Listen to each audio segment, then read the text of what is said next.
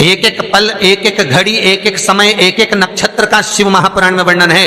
यहां तक शास्त्र कहता है कि पीपल के वृक्ष की जब भगवान शिव रचना करे, पीपल के वृक्ष की जब रचना करी गई तो उस पीपल के वृक्ष में भी कौन सा समय किसका है, ये शिव महापुराण वर्णन करती है। सुबह 4 बजे से लेकर 7:30 बजे तक पीपल के वृक्ष में ब्रह्मा जी का वासा होता है। 7:30 बजे से लेकर 10:30 पौने 11 बजे तक पीपल के वृक्ष में भगवान विष्णु का वासा होता है। 10:30 बजे से लेकर पीपल के वृक्ष में 11:30 बजे तक पितरों का वासा होता है। 11:30 बजे से लेकर 12:30 बजे तक पीपल के वृक्ष में आहूतों का वासा होता है। 12:30 बजे से लेकर शाम को 4 बजे तक पीपल के वृक्ष में वासुकों का वासा होता है। 4 बजे से लेकर शाम को 7:30 बजे तक पीपल के वृक्ष में शंकर का वासा होता है। 7:30 बजे से लेकर 9:30 बजे तक पीपल के वृक्ष में कुबेर का वासा होता है। 9:30 बजे से लेकर फिर कुबेर के वृक्ष में अन्य देवों का वासा चालू हो जाता है। इसलिए हमारा हिंदू धर्म कहता है, हमारे शास्त्र कहते हैं कि पीपल के वृक्ष को जब पूजा जाता है, पीपल के वृक्ष की जब पूजन करी जाती है तो सुबह 10:30, 11, ज्यादा से ज्यादा 11:30, ज्यादा से ज्यादा 12, उसके पहले पीपल के वृक्ष की पूजन कर लेना चाहिए। क्यों? क्योंकि 11:30 बजे से लेकर 12:30 बजे तक पीपल के वृक्ष में पितरों का वासा रहता है, आहूतों का वासा रहता है, फिर वासुकों का वासा आता है। पितृ किसको कहते हैं? महाराज जो पूरी उम्र लेकर चले गए और उनके भीतर अभिलाषाएं बहुत थी, मैं ये भी करना चाहता हूं, मैं ये भी करना चाहता हूं, वो पितृ हो जाते हैं। आहूत किसको कहते हैं? जिस माता के गर्भ में बच्चा जन्म ले और मर जाए, या 6 महीने का गर्भ धारण करने के बाद अवर्षण हो जाए, जीव पड़ने के बाद 6 महीने के बाद अगर बच्चा गर्भ में भी शांत हो जाता है, कुंवारी अवस्था में शांत हो जाता है, जिसका विवाह नहीं हुआ ऐसा बच्चा जब शांत हो जाता है, अधोगति में कोई मर जाता है, सुसाइड कर एक्सीडेंट में किसी भी रूप में मर जाता है, तो वो आहूत कहलाता है।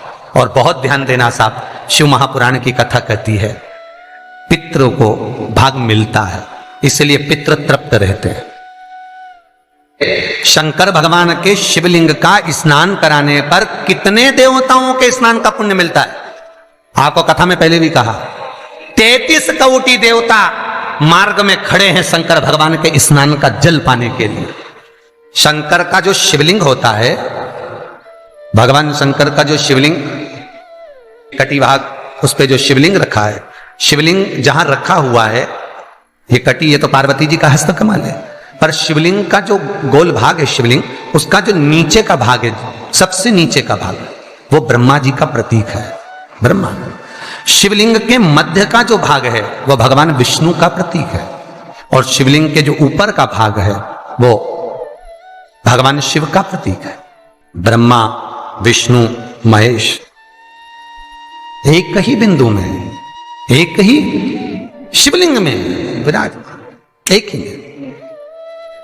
महाराज पीपल के वृक्ष में आहूतों का वास हो जाता है, इसलिए दोपहर में पीपल के वृक्ष में परिक्रमा नहीं होती। शाम को शंकर जी का वासा हो जाता है, इसलिए शिव जी की परिक्रमा शाम को नहीं होती, क्योंकि शंकर की परिक्रमा नहीं लगती है। रात को कुबेर का वासा होता है, इसलिए पीपल के वृक्ष में दीपावली के दिन रात्रि को 8:30 बजे से लेकर 9:30 बजे के बीच में जो पीपल के वृक्ष के नीचे घी का दिया लगाता है, उसके घर में कभी संपदा की कमी नहीं आती है, क्योंकि कुबेर स्वयं विराजमान होता है पीपल के वृक्ष के नीचे। भीष्म गीता, भीष्म पितामह बाणों की सैया पर पड़े रहकर अर्जुन को ज्ञान उपदेश देते हैं।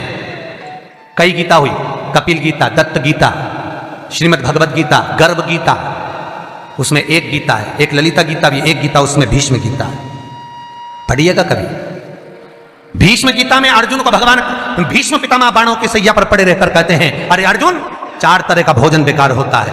पहला, जिस भोजन की थाली को ठोकर लग गई वो नाली में पड़े हुए कीचड़ के बराबर होता है। दूसरे नंबर का भोजन, जिस भोजन की थाली को कोई लांग कर चले गया वो भोजन भ्रष्टा के बराबर होता है, गंदगी के बराबर। तीसरे नंबर का भोजन, जिस भोजन की थाली में बाल पड़ा हो, केश पड़ा हो, वो दरिद्रता देने वाला होता है। और चौथे नंबर का भोजन अर्जुन, अगर पति और पत्नी अगर एक ही थाली में भोजन कर रहे हैं तो वो मदिरा के तुल्य होता है। कई लोग कहते हैं एक ही थाली में भोजन करो तो प्रेम बढ़ता है, प्रेम बढ़ता है।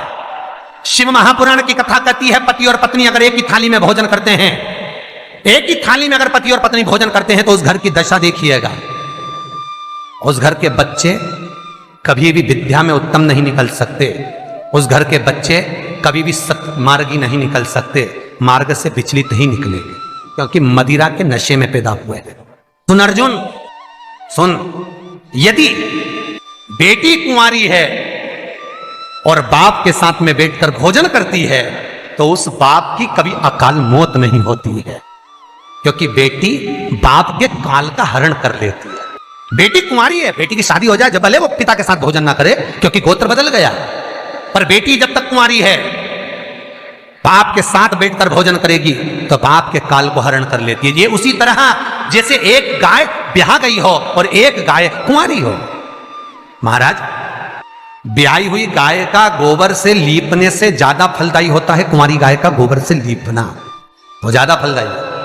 बछिया के गोबर से लीपना, कुंवारी गाय के गोबर से जो ब्याही ना। कितना कितना शास्त्र प्रमाण देता है महाराज। कई लोग दुखी भी हो रहे होंगे आज हमारी कथा सुनकर कि भगवान गुरु जी आपने कह दिया कि एक थाली में भोजन मत करो, और हम तो इतने साल से करते हुए आ रहे हैं और अलग अलग करेंगे और ऐसा और वैसा। कहीं तो शास्त्र तो कह रहा है ना कि ज्ञानी को अज्ञानी को समझाना सरल है, पर जिसके भीतर अभिमान भर गया, अहंकार समा गया, जो खुद को स्वतः ही भगवान मानता हो, स्वयं को वेद पाठी, स्वयं को शास्त्रों का प्रमाणित मानता हो, उसको कौन समझाएगा साहब? जिसके भीतर अभिमान भरा, अहंकार भर गया हो, उसे कौन समझा सकता? हम तो केवल इस व्यासपीठ से उतना ही कह देते हैं जितना इस कथा पुराण में लिखा है। उसके बाद मर्जी आपकी, आप सुधरो कि सिद्धरो, आपकी मर्जी।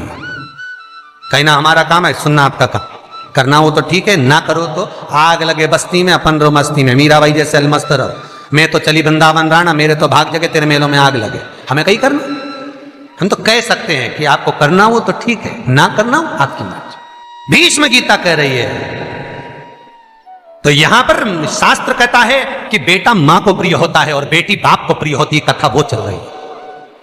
इसलिए पिता के सामने अगर बेटी कुंवारी हो तो पापा के साथ भोजन करे, पिता के साथ भोजन। लोग कहते हैं बेटी की विदाई में सबसे ज्यादा मां रोती है, शिव महापुराण की कथा कहती है बेटी की विदाई में सबसे ज्यादा बाप रोता।